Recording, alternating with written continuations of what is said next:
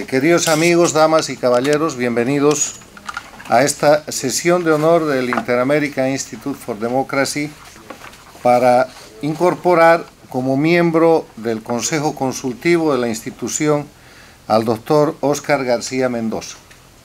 Preside nuestra sesión de honor el presidente del instituto, periodista y escritor don Carlos Alberto Montaner. Está presente nuestro nuevo miembro del Consejo Consultivo, el doctor Óscar García Mendoza, y los miembros del Consejo Consultivo y del Directorio, la distinguida señora doctora Beatriz Rangel. Está el doctor Luis Fleischmann, que no sé por qué no ha tomado asiento en la cabecera. Nos acompaña como invitado especial el doctor Luis Beltrán-Guerra, y les doy a todos ustedes la bienvenida. El programa va a ser muy sencillo. Voy a dar unas palabras de introducción, luego nuestro presidente, don Carlos Alberto Montaner, va a hacer la presentación del nuevo miembro del Consejo, y finalmente el doctor Óscar García Mendoza va a hacer una exposición sobre el tema que él ha escogido como trabajo de presentación para el Inter-American Institute for Democracy, que se llama El Desconcierto Venezolano. Me corresponde hacer la introducción, y para eso simplemente recordar a ustedes que esta es una institución de los Estados Unidos de Norteamérica sin fines de lucro, dedicada a la promoción, a la defensa y a la difusión de los valores de libertad, democracia, institucionalidad y a la defensa de los derechos humanos. Nuestra institución tiene poco más de 10 años y nace en su organización configurada en torno a 3 pilares fundamentales, que es la necesidad de reunir para discutir ideas, para promover valores y para defender principios a 3 grupos de personas que normalmente no se relacionan entre sí, que son los académicos, los políticos y los empresarios. Si ustedes les preguntan a los políticos sobre los académicos, les van a decir, no, ellos están en su burbuja, están tratando cosas esotéricas, alejadas de la práctica. Si ustedes les preguntan a los académicos de los políticos, van a decir, oh, eso huele mal, esta gente está casi despreciada por toda la sociedad, no es alguna gente con la que nos gustaría ser siquiera vistos, porque desmerece la calidad académica el estar muy cerca de los políticos, sobre todo los políticos en actividad. Y si usted pregunta a cualquiera de esos grupos, o a los académicos, o a los políticos, o a los empresarios, puede que la opinión sea mucho peor, pero no tan mala como la que los empresarios darían de estos 2 grupos. Pero el tema es que la vida en la sociedad, la vida en democracia, el intercambio de las ideas con energía pero con respeto, el respeto a los fundamentos de institucionalidad, la consagración y el cuidado de los elementos esenciales de la democracia, el respeto a los derechos humanos y a los derechos fundamentales, la división e independencia de los poderes públicos, la vigencia del Estado de Derecho, que no es otra cosa que respetar la ley, que nadie puede estar por encima de la ley, que en un Estado democrático la ley está por encima inclusive del más poderoso, del más rico o del más inteligente o del más brillante de los hombres. Está la ley para controlar aquello. La posibilidad de que los ciudadanos se organicen en partidos y organizaciones políticas y que actúen libremente, planteando sus ideas y difundiendo sus puntos de vista en el límite, que es el único límite que pone el Estado de Derecho, que es el que el derecho propio tiene como límite el derecho de los demás. Para discutir esto no podemos separar empresarios, académicos, políticos y ciudadanos en general. Y ese es el secreto de los think tanks, de los tanques de pensamiento de los países más desarrollados del mundo, sobre todo de los Estados Unidos. Son centros en los cuales el agua, el aceite y todos los condimentos se juntan para poder hablar libremente y para poder tratar sin ninguna suerte de prejuicios, los temas que tratados en otro escenario pudieran constituir inclusive motivo de conflictos. Por eso el Inter-American Institute for Democracy se organiza en base a la reunión de académicos, de políticos, de empresarios, de hombres y mujeres de las Américas, de Estados Unidos y de Latinoamérica, para cumplir los propósitos que les he mencionado. Pero además de aquello, nuestra institución tiene una visión fundamental por la ubicación de su sede principal, que está en Miami, Florida. Miami, Florida, la Florida, es la puerta de entrada y de salida, es una puerta de doble acción entre Latinoamérica y los Estados Unidos. Es el punto de encuentro más importante entre el mundo latinoamericano, la cultura latinoamericana y el mundo anglosajón. Y en eso hay una suerte de dificultades que han traído no pocos problemas a las relaciones clásicas de norte-sur, a las relaciones que en algún momento la izquierda vino a llamar del centro con la periferia, a las relaciones de la primera potencia mundial, que es esta, los Estados Unidos, con los países de América Latina. Los latinoamericanos creemos que conocemos y entendemos a los Estados Unidos, y los norteamericanos, los anglosajones, creen que después de asistir a unos cursos muy valiosos en las universidades, conocen América Latina y son expertos en aquello. Y los dos estamos equivocados. Y el resultado de esa equivocación es el conjunto de tropiezos que tenemos a lo largo de la historia en las relaciones norte-sur, en las relaciones entre la cultura anglosajona y la cultura latinoamericana. Ese es un papel, ese es un tema en el cual el Inter-American Institute buscó jugar, juega y pretende seguir jugando un rol muy importante, que es el acercamiento de la relación en el marco de lo que son los principios, de nuevo, de libertad, democracia, institucionalidad y respeto a los derechos humanos. En ese marco, nuestra organización tiene un consejo consultivo que es el más alto nivel de establecimiento de las políticas y de determinación del cumplimiento de los objetivos de nuestra entidad. Tiene además un directorio, que es el cuerpo ejecutivo que trabaja para cumplir esas políticas, esos objetivos que se determinan en el Consejo. Nuestro Consejo está presidido por Carlos Alberto Montaner. El anterior presidente fue el académico Guillermo Lustó.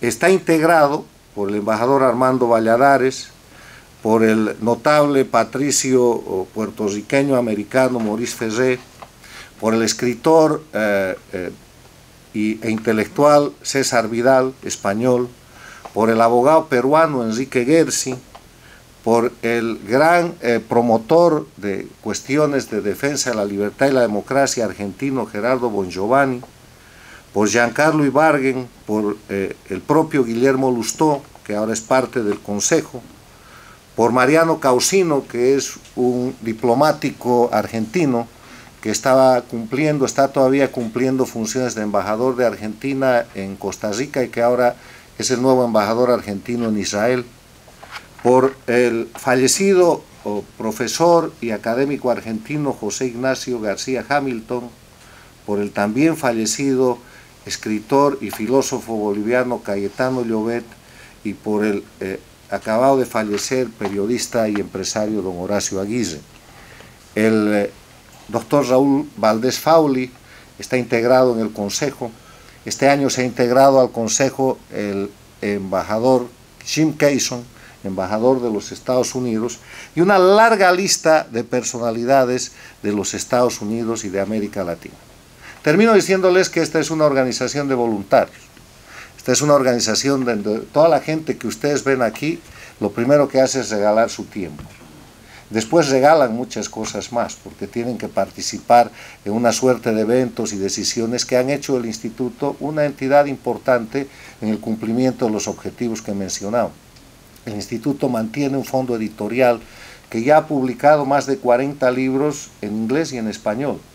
Muchos de nuestros libros son libros de estudio y otros son libros de consulta en las universidades, porque hemos descubierto que cuando se habla de temas políticos, sociales, y se escribe sobre eso, hay que regalar los libros y que eso no es un negocio, por eso la naturaleza del fondo editorial. Como ustedes conocen, hacemos conferencias, hacemos seminarios, hacemos estudios, siendo el más notable los últimos estudios que hemos concluido, los 6 estudios de casos sobre sentencias dictadas por jueces ecuatorianos que violan los derechos humanos en las sentencias en lugar de protegerlos. Ese estudio ha sido hecho por abogados ecuatorianos bajo la supervisión y dirección del profesor de la Universidad de Notre Dame, de la Facultad de Leyes, y está traducido a los 2 idiomas, y después de casi un año de haber sido presentado, encara una segunda fase para encontrar más casos, porque se estudiaron 6 casos y resulta que hay más de 600. Si en el caso venezolano haríamos el mismo estudio, seguramente encontraríamos 6.000, y si en el caso boliviano, y en el caso nicaragüense, o en el caso cubano, entonces podríamos empapelar las bibliotecas de eso, pero la muestra fue el trabajo, y es el trabajo hecho en el Ecuador. Termino de mi parte dándole la bienvenida de manera personal al doctor Óscar García Mendoza. Estamos muy complacidos de su incorporación, y diciéndole que estoy ansioso de escuchar su exposición, que lleva ese provocativo título, El desconcierto venezolano, porque como ustedes saben, desconcierto quiere decir un estado de desorientación, desconcierto quiere decir perplejidad, quiere decir desorden, desaveniencia, descomposición, y creo que eso es lo que estamos viendo los venezolanos, los latinoamericanos y el mundo en general respecto a la situación de Venezuela. El desconcierto es lo contrario de un arreglo, de una solución, es lo contrario de uno de los elementos importantes de la democracia, que es la previsibilidad. Si algo tiene la democracia es que hace la vida de la gente previsible. Se sabe en un país con democracia cuándo hay una elección, cuándo llega un mandatario, el que sea, cuándo se va, cómo tiene que rendir cuentas, o sea, esas cosas que no existen obviamente ni en Venezuela, ni en Cuba, ni en Bolivia, ni en Nicaragua, y que tampoco existen todavía en el Ecuador. Termino comentando brevemente el título de la presentación del doctor García Mendoza, en sentido de decir que para mí el desconcierto es señal de dictadura, es señal de desorden, y que por eso no tengo duda que la exposición que hará el doctor García Mendoza en ocasión de incorporarse al instituto ha de ser un aporte a los trabajos que el instituto le quiere brindar a la comunidad internacional latinoamericana. Muchas gracias.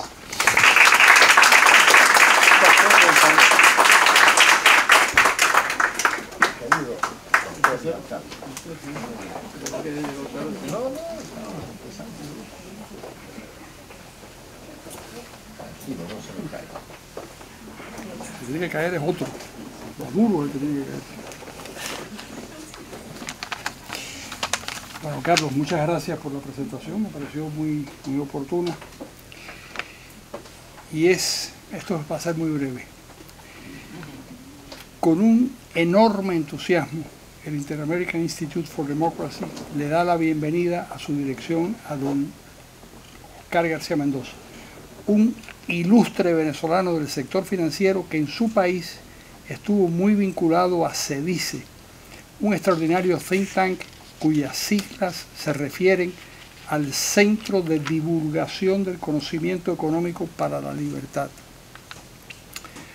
Friedrich von Hayek afirmaba que la única forma de cambiar el curso de una sociedad era cambiar las ideas vigentes en ese particular universo. Yo no estoy seguro que sea la única, pero es la única en democracia. Y tenía razón. Es lo que CEDICE trata de hacer en la Venezuela de hoy, contra viento y marea, y lo que nosotros intentamos llevar a cabo en nuestro instituto. Si no cambiamos las percepciones sobre cómo se crea, se destruye o se conserva la riqueza, estamos liquidados. Una de las razones por las que los venezolanos han destruido su presente es la consecuencia precisamente de la ignorancia o el desconocimiento en esos temas esenciales de la economía. Si no explicamos por qué hay 20 o 30 naciones que son el destino preferido de los emigrantes de todo el mundo, porque en ellas es posible soñar con un mejor futuro y obtenerlo mediante el trabajo intenso, no podremos salir adelante. Si Cuba primero y Venezuela varias décadas más tarde se hundieron en el totalitarismo y la improductividad, es porque el conjunto de la sociedad sostenía ideas erróneas, y esto es lo que hay que cambiar. Creíamos que la felicidad y la justicia social nos llegarían de la mano de unos revolucionarios abnegados y no de la callada labor de las instituciones de derecho. Tampoco entendíamos el rol de la República, una delicada trama institucional absolutamente artificial que depende de nuestro compromiso con el cumplimiento de la ley. Y mucho menos comprendíamos que las naciones exitosas son aquellas que colocan al individuo como objeto de sus mayores devociones y subordinan a él y a las familias los grandes esfuerzos colectivos. Un porcentaje grande de nuestras sociedades sostenía las ideas equivocadas y por varias generaciones hemos perdido el sentido de la orientación. Quizás es lo que dice el amigo Oscar García Mendoza. Y esto es lo que hay que recuperar. Bienvenido pues, Oscar García Mendoza, a esta casa que ya es la suya y de todos los venezolanos dispuestos a luchar en el terreno de las ideas por la libertad. Le doy la bienvenida con un fraterno abrazo y muy feliz de que esté con nosotros.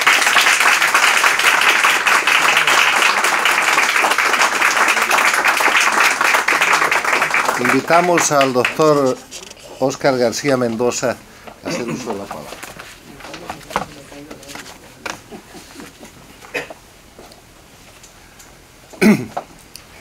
Muy buenas tardes, estimados amigos. Para mí es un grandísimo honor estar aquí presente. Agradezco al Inter-American Institute for Democracy por haberme nominado miembro para su consejo consultivo, a Beatriz Rangel y a Diego Arria, y también a Carlos Alberto Montaner y a Carlos Sánchez Erzaín por su fantástica palabra. Muchas gracias. Muchas gracias. Y a ustedes asistentes, a Susana, mis hijos y nietos, por el apoyo que siempre me han dado. Venezuela es un tema agobiante, evidentemente es desconcertante. Cada vez que tratamos de meterle algo de la cabeza a las cosas en Venezuela, por qué pasan, por qué siguen pasando y por qué no han pasado otras, simplemente nos confundimos cada vez más. En los años de prosperidad, muy poco se hablaba de Venezuela. Uno podía pasar años sin que en ningún periódico del exterior saliera algo importante, pero eso es una señal de que íbamos bien. Hoy día no pasa un día en que una noticia peor que la otra no se sume a la tragedia que vivimos, y cada vez se aleja más el que tengamos una solución. Pero los países no se acaban, pero sí se acaba su gente, y eso es lo que nos está sucediendo en este momento. Venezuela es hoy día un país forajido. Está ocupado por mafias de la droga, del terrorismo internacional, por bandidos del propio país que lo han entregado a esas organizaciones del mal. En esos bandidos incluyo muy especialmente a la Fuerza Armada Nacional Bolivariana, que ha sido y sigue siendo el factor primordial del mantenimiento y sostén del Estado fallido venezolano. Para iniciar cualquier cambio es imprescindible eliminar y sustituir por cualquier medio esta situación. Pero eso será enormemente complicado y necesitará de grandes esfuerzos, pero debe hacerse y de manera drástica. Venezuela pasó de ser un país muy pobre a la extrema riqueza con el descubrimiento del petróleo. No solamente con el descubrimiento del petróleo, sino con la nacionalización que en los años 30 hizo en México Lázaro Cárdenas del petróleo y empujó a las compañías multinacionales a que fueran a Venezuela, donde ya se sabía que había petróleo, pero que no había tanto interés como el que estaba habiendo en México. Y fue tal la importancia de Venezuela en aquella época, que en la Segunda Guerra Mundial, Venezuela fue el mayor proveedor de combustible para las fuerzas aliadas, para el triunfo de las fuerzas aliadas. Y eso nos valió la amistad y el respeto de los Estados Unidos y de los otros países, porque Venezuela efectivamente tuvo una colaboración extraordinaria en ese triunfo de la Segunda Guerra Mundial en la parte combustible. Y lo que hoy son Arabia Saudita, Dubái, Qatar, los Emiratos, esos edificios que vemos maravillosos en todos los países, los teníamos en Venezuela en los años 50 y 60, las carreteras, las torres del Centro Simón Bolívar, el edificio Humboldt, tantas cosas. Teníamos un país de una prosperidad extraordinaria y derivaba de la producción del petróleo, que es una producción que se hacía a muy bajo costo y poco esfuerzo. Yo no me recuerdo exactamente qué número empleaba las compañías petroleras extranjeras, pero creo que debía ser alrededor de 18 o 20 mil personas en un país, 10, en un país de varios millones de habitantes. Así fue hasta muy entrados los años 80 y los principios del 90. Pero había un gran problema que sigue existiendo, que es que la propiedad del subsuelo es del Estado y no de los ciudadanos. Las leyes españolas habían reservado la propiedad del subsuelo al Estado, no solamente en Venezuela, sino en toda América. Y esa propiedad permitió la creación de un Estado todopoderoso en el cual los políticos eran dueños de la riqueza. Durante los años 20, media Venezuela fue otorgada en concesión a empresas petroleras extranjeras con grandes capitales y excelentes tecnologías. El Estado recibió una participación cada vez mayor en la riqueza que generaba el subsuelo. Y fuimos pasando hasta el 50-50, 60-40, distintas cosas, y cada vez el Estado recibía más dinero. Tal era la riqueza que en los años 50, y eso como datos anecdóticos, se publicó en el Herald Tribune, que era un periódico que existía, toda una edición sobre Venezuela. Y uno de los temas que tenía era que en Venezuela no había impuestos sobre la renta, no se cobraba impuestos sobre la renta, se podía invertir ahí y era un país maravilloso.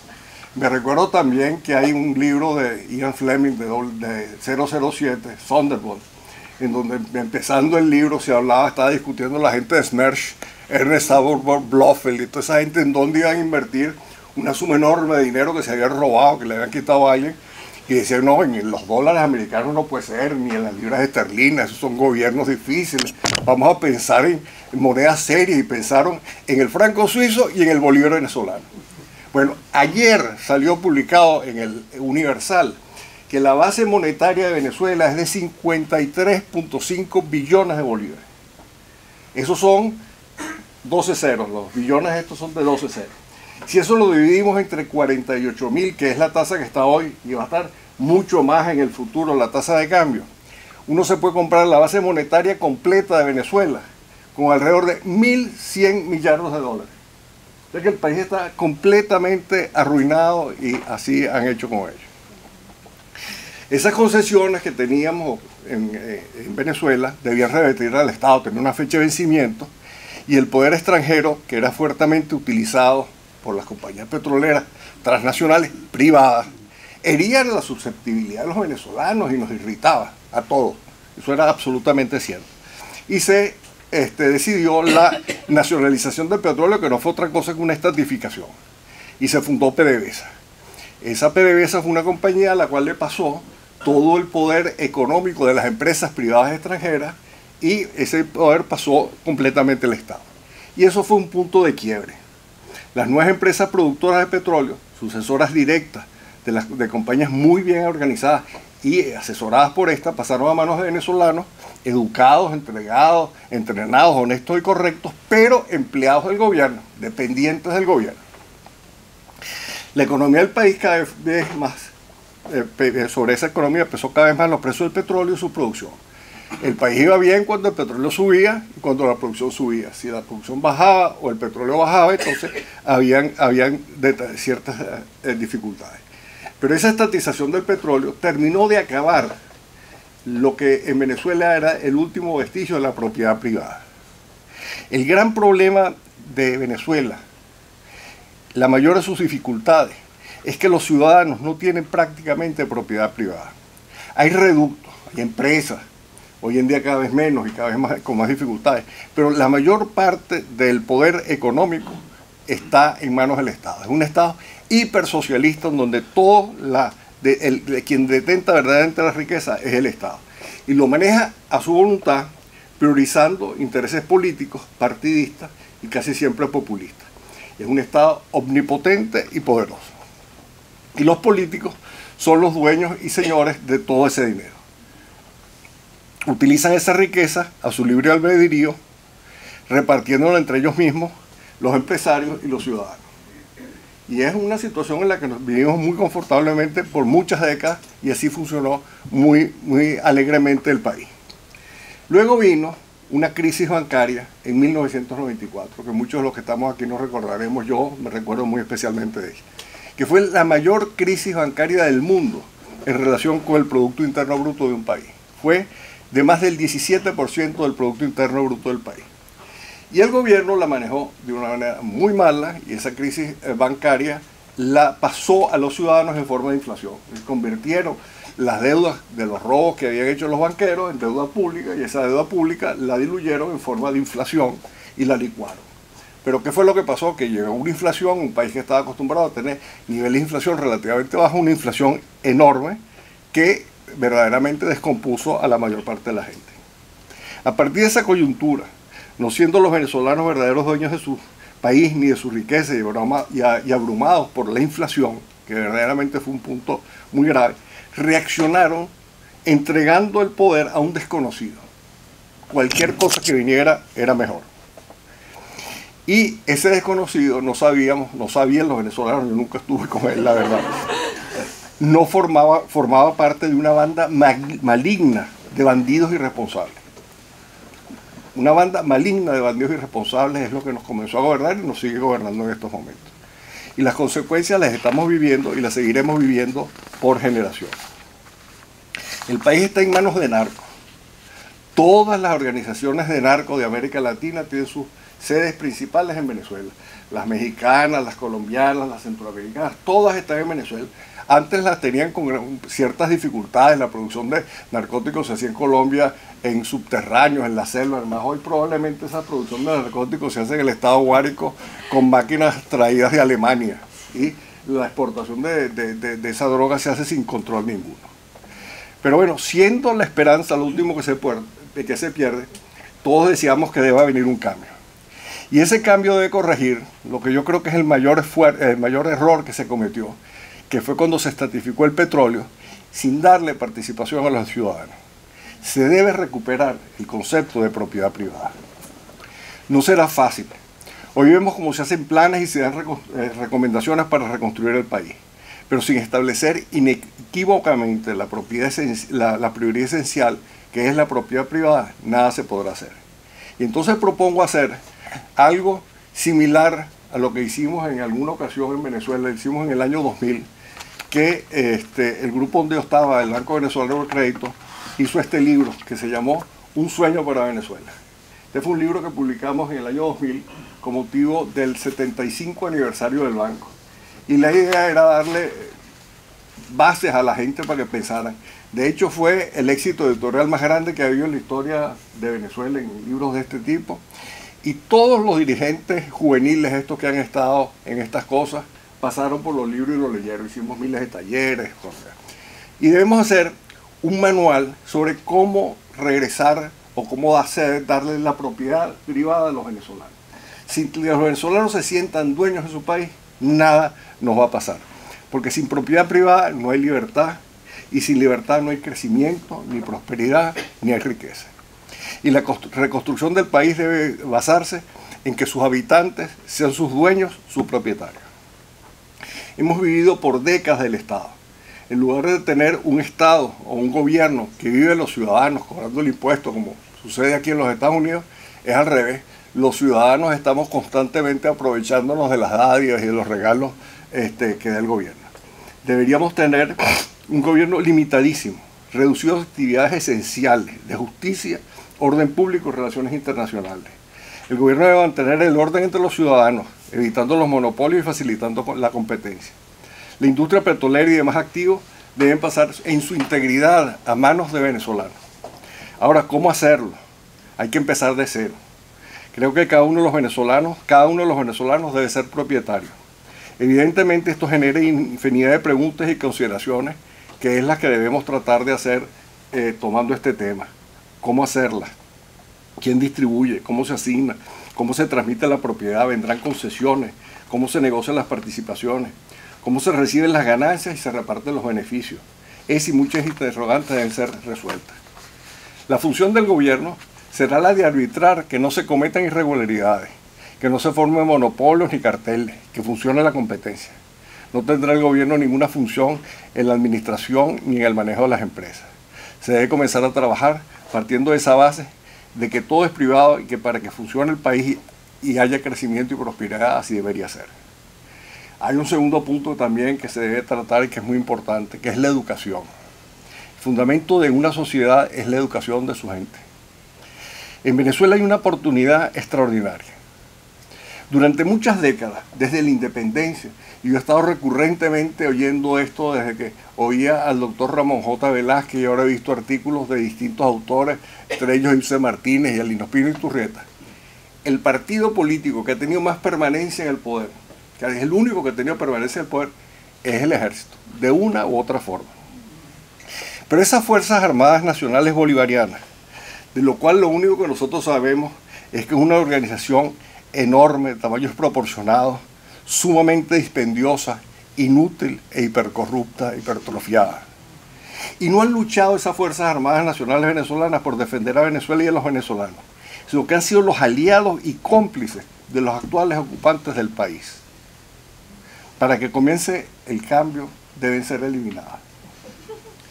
Esas Fuerzas Armadas Nacionales Bolivarianas no les sirven a los venezolanos para sus necesidades reales, pero muchos de sus integrantes pueden ser empleados para desarrollar un sistema educativo global que implique elevar los conocimientos y dotar de disciplina y orden a los ciudadanos.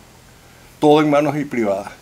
Así fue Fe y Alegría, que ha sido una empresa exitosísima educativa a nivel internacional, tiene en todos los países de América sitios, y así hubiese podido ser el Sistema Nacional de Orquestas Juveniles si no hubiese habido tanta estratificación, sino que las empresas hubieran sido privadas.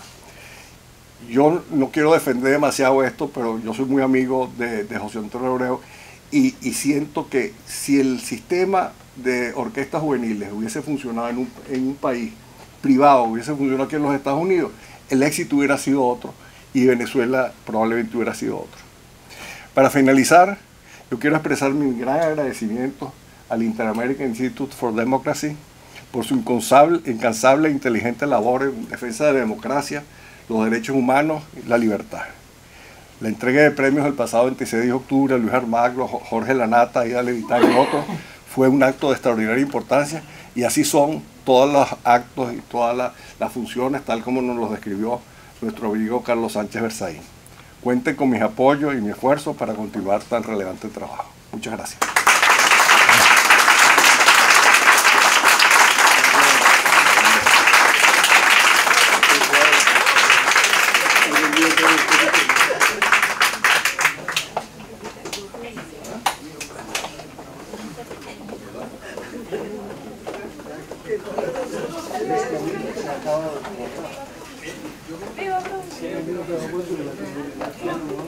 Si entre la amable asistencia hay alguna pregunta al trabajo y a las ideas que acaba de presentar nuestro nuevo miembro del Consejo Directivo, el doctor Óscar García Mendoza, tienen ustedes la palabra.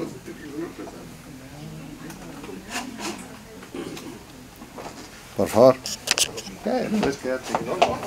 Yo quisiera saber cuál es su opinión con respecto a cuál va a ser, usted cree que va a ser la solución, la salida de...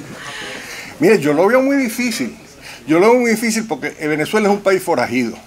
Y quienes están en el poder, Maduro, Diosdado, toda esa gente, yo no creo que son verdaderamente quienes ejercen el poder, sino ellos están siendo las especies de mascarones de proa de los narcos, de los cubanos, de los iraníes, de los rusos, de los chinos, de todas esas bandas que están trabajando y funcionando en Venezuela. Ahora yo me pregunto cómo una oposición como la que nosotros tenemos a través del voto va a ganar una elección y entonces van a venir los narcos mexicanos y decir, sí, nosotros nos vamos del país porque ustedes ganaron las elecciones. Yo lo veo muy difícil y sobre todo el ejército, porque si nosotros tuviéramos un ejército que tuviera una solución de continuidad y que dijera, bueno, vamos a mantener este país y sería otra cosa, pero no da la impresión de que ellos están embebidos en esa misma situación. O sea que yo veo que esto es un problema de generaciones, no es un problema que se va a resolver ahora, pero está haciendo sufrir mucho a la población. Y quizás vaya a haber algún punto de cambio con una hambruna, con problemas médicos como los que están habiendo. Ya hay malaria, difteria, todas unas enfermedades que se habían acabado desde los tiempos del doctor Arnaldo Gabaldón, que con el DDT acabó esas enfermedades. Hoy en día otra vez está el país lleno de enfermedades, no hay medicina y no hay comida. Me estaba contando un amigo mío que ellos organizan darle una sopa en la parroquia de la Chiquinquirá a la gente los sábados, ¿no? Y que le ha subido, que daba antes 40 almuerzos el sábado, y hoy en día son 400, 500, 600 almuerzos, y ellos no saben cómo conseguir la comida para hacerle a esa gente. Es que cada vez está peor. Ahora, ¿cómo cambiar eso? No sé. Ahora, con los elementos que tenemos, con la oposición que está y con los elementos institucionales que está, eso no va a cambiar.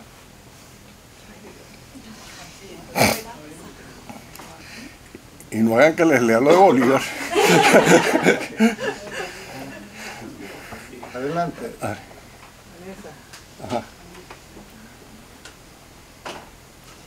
Doctor, felicitaciones antes que nada. Gracias. Pero en la geometría del poder resulta Más fuertecito.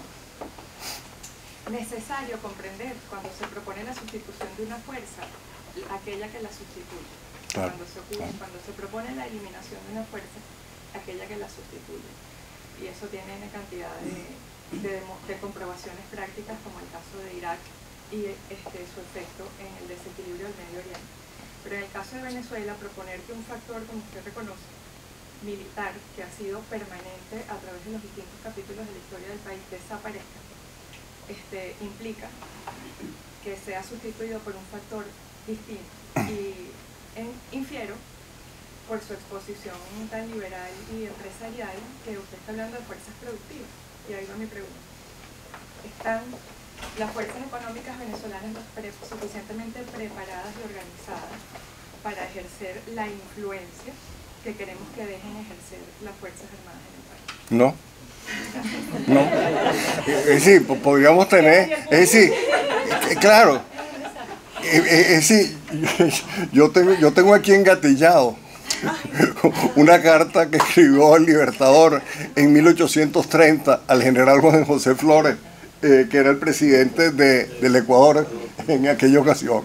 Y ahí se ve que no, pues, que la cosa no puede funcionar. Los empresarios, todos, hemos vivido el gobierno.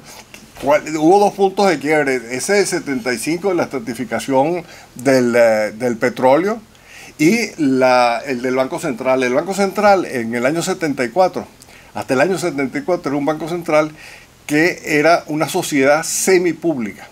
49.01% era de privado y el resto era del Estado. Y en el directorio había 3 personas nombradas por el Ejecutivo y 2 personas nombradas por los accionistas privados. Y así funcionó bastante bien porque tenían sus estatutos, unos controles, era como una especie de caja de conversión y funcionaba bastante bien. Ahora, ¿qué se le ocurrió al gobierno en el año 74? Convertir eso en un banco central que le hiciera al gobierno todo lo que quisiera. Y muchos empresarios estuvieron muy contentos, porque la verdad es que es mucho más fácil convencer a un funcionario del Estado que convencer a un mercado. Entonces nosotros tuvimos una vida en la cual la producción del petróleo ayudaba mucho, estábamos más o menos contentos con todo lo que estaba pasando y no nos dábamos cuenta de que para verdaderamente tener un país tenía que dolernos el país. Y a los empresarios, la verdad que no nos dolía el país, sino lo que hacíamos era más o menos manejarnos en eso. Y ahora estamos en esta situación. Ahora, ¿qué hacemos? ¿Y cómo se hace? La verdad es que yo no sé. Y yo he tratado, ahí yo tenía el asunto del sueño por Venezuela. Y estábamos tratando de explicarle a la gente desde hace décadas de que debe cambiar, de que debe funcionar otra. Pero es que la inercia se hace hacia el camino que es más fácil. Gonzalo. El gobierno americano ha impuesto sanciones al gobierno venezolano con respecto al acceso al mercado nacional y a la misma vez el gobierno de Venezuela ha anunciado de que quiere reestructurar la deuda venezolana. esta es una situación realmente muy difícil de poder resolver. ¿Y cuál tú crees que pudieran ser las consecuencias para Venezuela? Una hambruna. Es decir, Venezuela directo por una hambruna. Pero lo que pasa es que cuando, como sucede con las familias que son inmensamente ricas, siempre quedan objetos que pueden seguir siendo utilizados para la venta. En Venezuela siempre va a haber las refinerías de petróleo que se le pueden dar a los rusos, o se le pueden hacer algo a los chinos, o se pueden hacer cosas aquí. Siempre va a haber, y esta gente es habilidosísima en ganar tiempo. Y después están los cubanos, que son los que manejan efectivamente el control del poder de las Fuerzas Armadas, que dependen de Venezuela. Si no hubieran los 80, 100 mil barriles diarios que se le da a Cuba, Cuba estaría en una situación muy difícil. O sea que nosotros estamos en una situación geopolítica extremadamente complicada. Están los narcos. Los narcos, no sé si ustedes verán, probablemente la vean como yo, estas telenovelas en donde nos dicen que de repente hay un tipo que está en el narco. ¿Y dónde estaba fulano de tal, el Chapo? No, es que tuvo que irse a Venezuela, que tenía que arreglar unos asuntos. Están ahí. Y a mí yo lo he oído de gente, de funcionarios del gobierno, la doctora Mildred Camero, que fue la presidenta del CONACYT, que ya me contaba que de los estados fronterizos, y eso fue una cuestión hace 8 o 10 años, los estados fronterizos, todos los gobernadores, todos los juzgados, todos los jueces, todas las policías estaban completamente bajo el régimen del narcotráfico. O sea, nosotros estamos en un problema espantoso, porque para verdaderamente hacer algo, ¿no?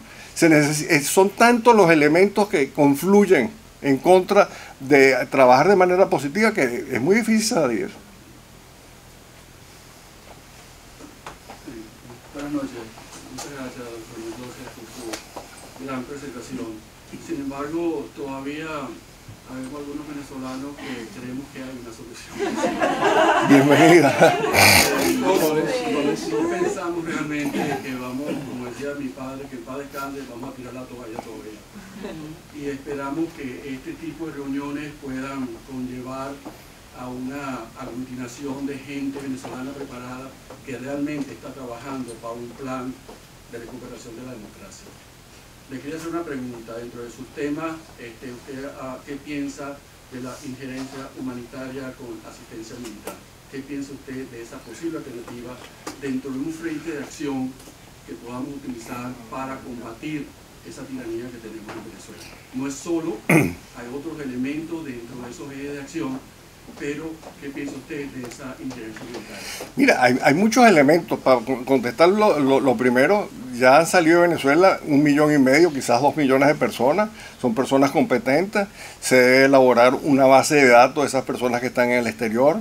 Yo creo que todos los venezolanos que nos hemos ido queremos de alguna manera regresar y tratar de hacer lo mejor del país. Eso es una cosa posible. Después hay millardos de dólares que se han robado una serie de gente que han utilizado y los tienen en distintas partes del mundo. De repente buscar esos fondos, encontrarlos y regresarlos al país podría ser una cosa positiva. La verdad es que hay cosas que se pueden hacer en el país, pero cada día que pasa todo eso se hace más difícil y se hace más largo y se hace más dura la situación. Profundizando lo que usted estaba exponiendo de las bandas de narcos, el presidente Santos acaba de proponer en el Parlamento que cada colombiano va a tener derecho a producir cocaína en 3.8 hectáreas de terreno. No puede ser. ¿Eh? Eso es serio. Se le creo, pero...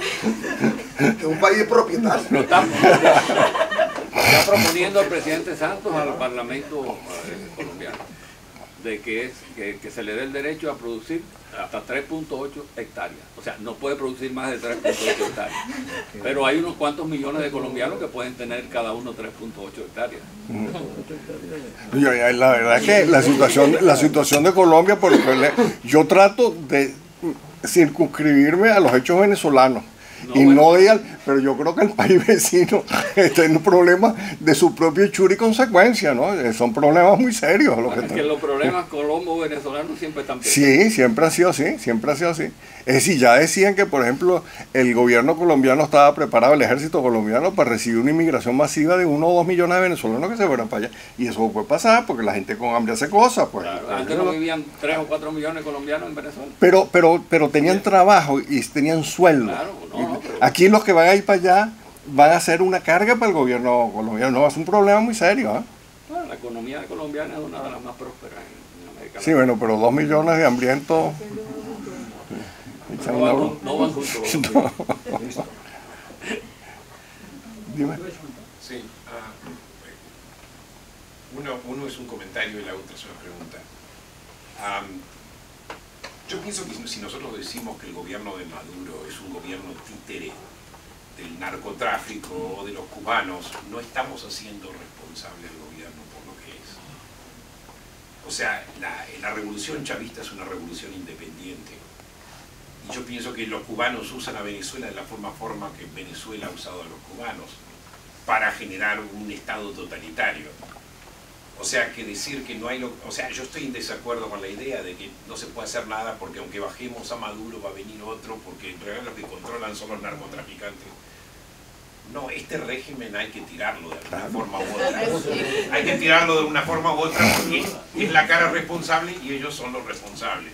O sea que si cae Maduro yo pienso que va a haber una diferencia, no es que va a seguir siendo lo mismo. Pero esto es una opinión mía. No, y tienes razón, porque es el que le da el beneficio de que es democrático. Sí, o sea, de alguna forma lo estamos eximiendo si decimos que estos son títeres de otros. Ahora, segundo, una pregunta más de economía.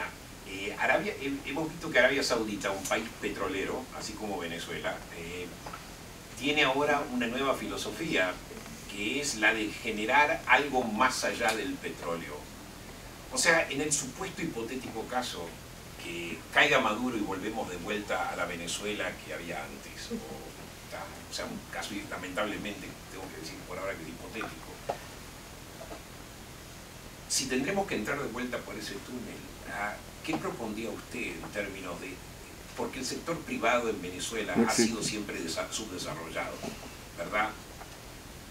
Sí. ¿Qué propone usted? ¿Cómo poder desarrollar la iniciativa privada? ¿Qué es lo que a la larga le da la libertad a la gente? Mira, en muchas reuniones con banqueros que me preguntaban por la situación de Venezuela y yo la comparaba con las de Arabia Saudita y los países árabes, yo decía que la diferencia que había era que a los empresarios, a los banqueros, les era mucho más fácil entender a los árabes, que eran fundamentalistas, y cuando dicen que vamos para allá, que a los venezolanos, que somos irresponsables, que vamos para allá, que vamos para allá, que vamos para aquel lado, sin saber para dónde vamos a coger. Y ese es un problema muy grave.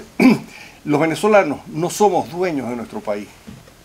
Venezuela fue un país muy pobre. Cuando durante toda la colonia, Venezuela ni siquiera llegó a ser un virreinato. Venezuela en el año 1786 lo nombraron capitanía general con gran tralalá, pero virreinato eran en México, y era Bogotá, y era Lima. Eso eran países donde había riqueza, que estaba la plata, y estaba el oro, y estaba en Venezuela no había nada.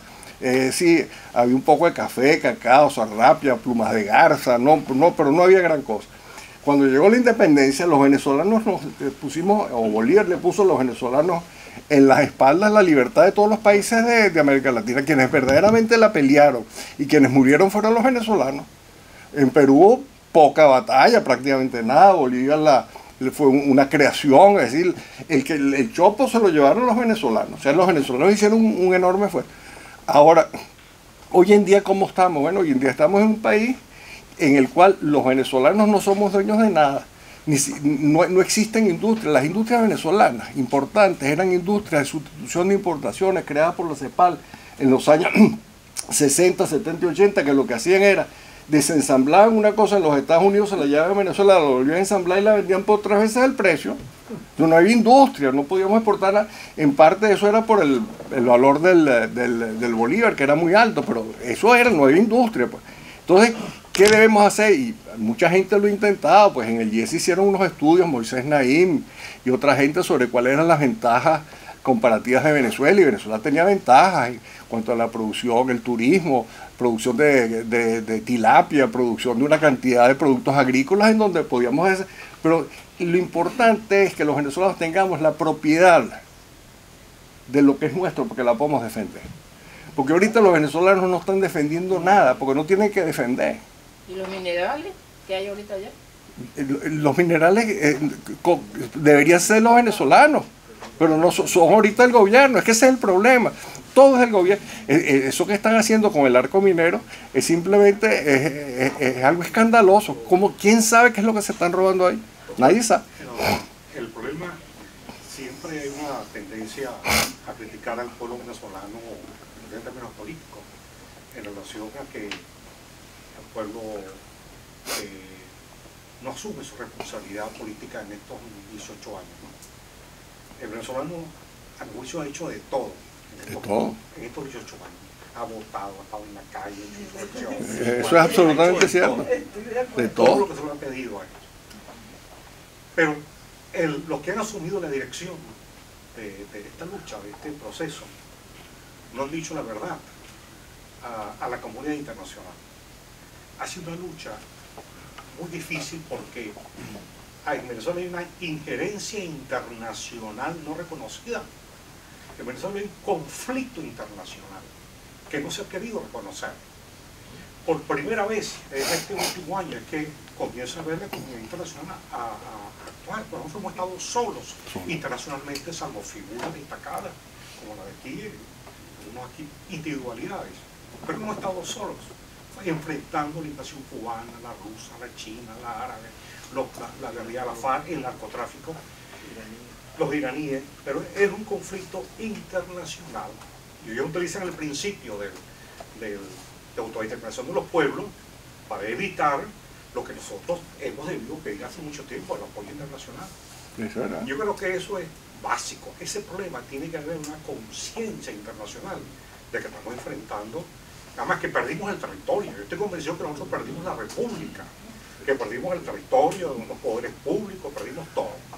Y hay un pueblo allá sobreviviendo. Pero no entendamos esto, que esté en una lucha con apoyo internacional, no podemos ir. Eso es absolutamente cierto. Es decir, sin la intervención de unos cascos azules o cascos beige o fuerzas internacionales, ahí no hay solución. Porque, por ejemplo, la hambruna que existe, ¿cómo se va a alimentar la gente? Se va a alimentar la gente mandando barcos y containers llenos de distintos alimentos y medicinas. Ahora eso llega allá y se lo roba la Guardia Nacional.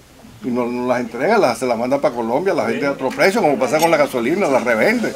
O sea, nosotros tenemos... Ahora, yo me pregunto, si hay esa ocupación internacional, ¿cuál va a ser nuestra reacción? Porque nosotros somos gente que no nos gusta el orden. Por favor.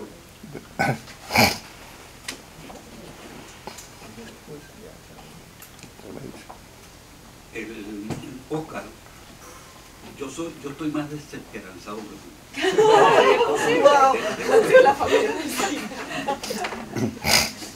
Con motivo de un libro publicado recientemente, Simón Alberto González manifiesta que 6 días después de la declaratoria de independencia de Venezuela, los conflictos entre los venezolanos eran verdaderamente profundos. Concretamente se trata del libro de Bishop, que tituló Las revoluciones terribles.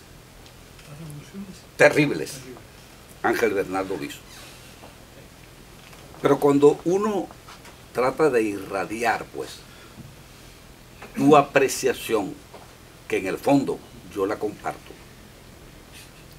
por toda América Latina te encuentras con muy pocas diferencias en lo que respecta a la situación de Venezuela.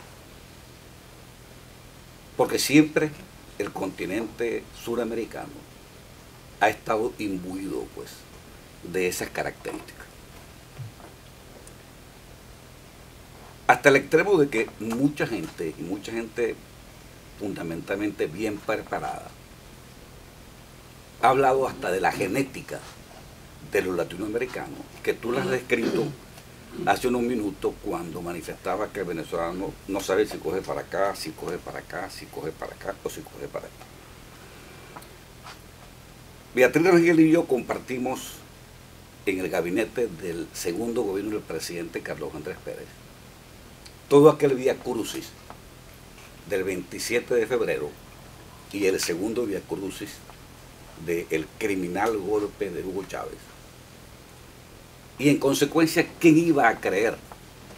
¿Quién iba a creer que los venezolanos íbamos a seleccionar a Hugo Chávez como presidente?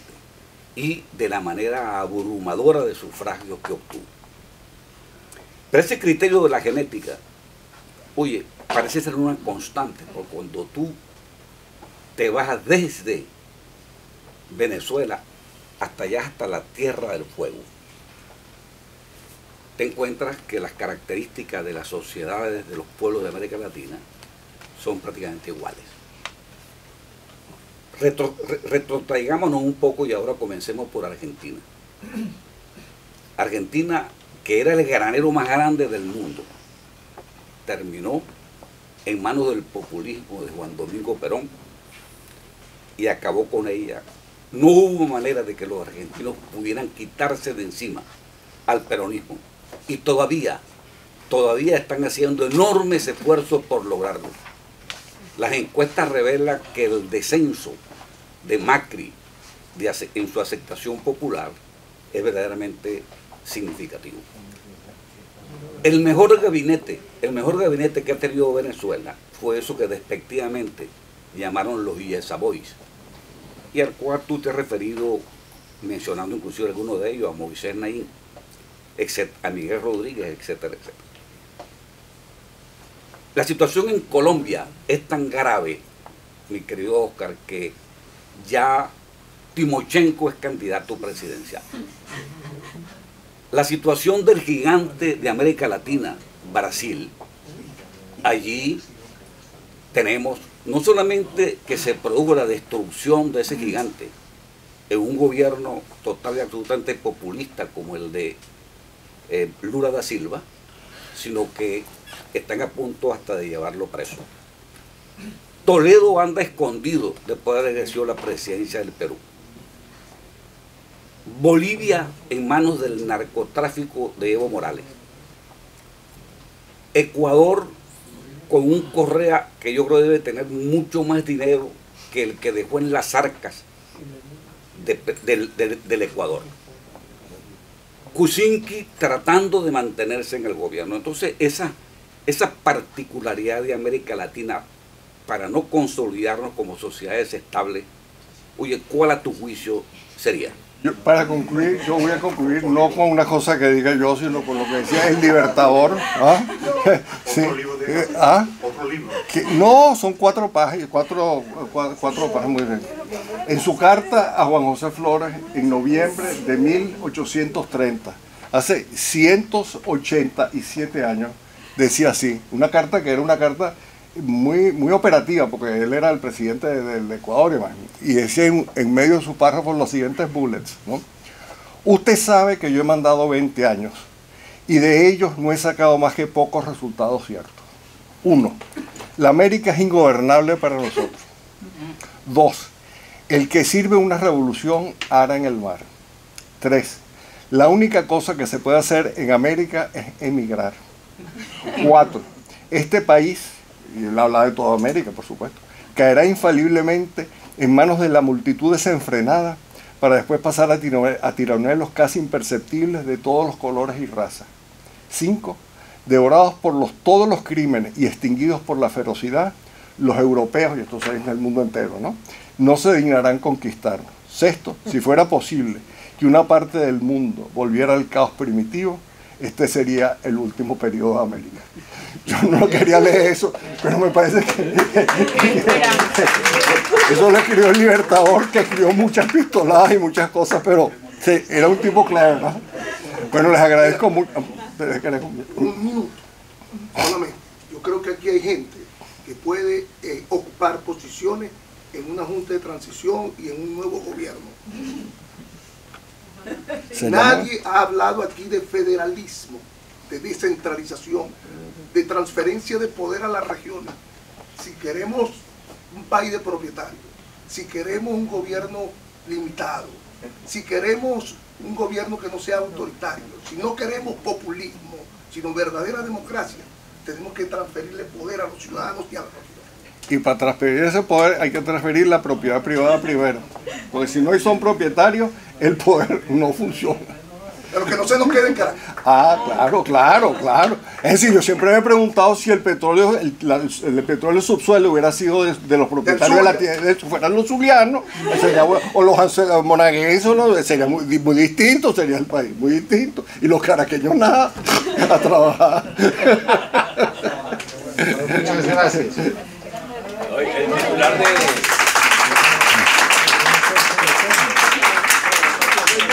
Yo quería aprovechar este momento porque aun cuando hay mucha desesperanza, hay un joven que dio su vida, Neumar Lander, y ese joven no conocía la libertad.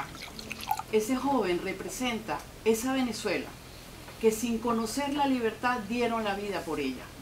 Esos venezolanos existen y puedan tener ustedes la certeza que nosotros volveremos a ser libres y vamos a recuperar. Amén.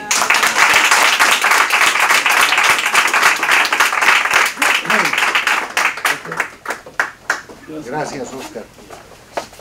Muy amables, están invitados a un vino de honor en homenaje a nuestro nuevo miembro del instituto. Muy amable.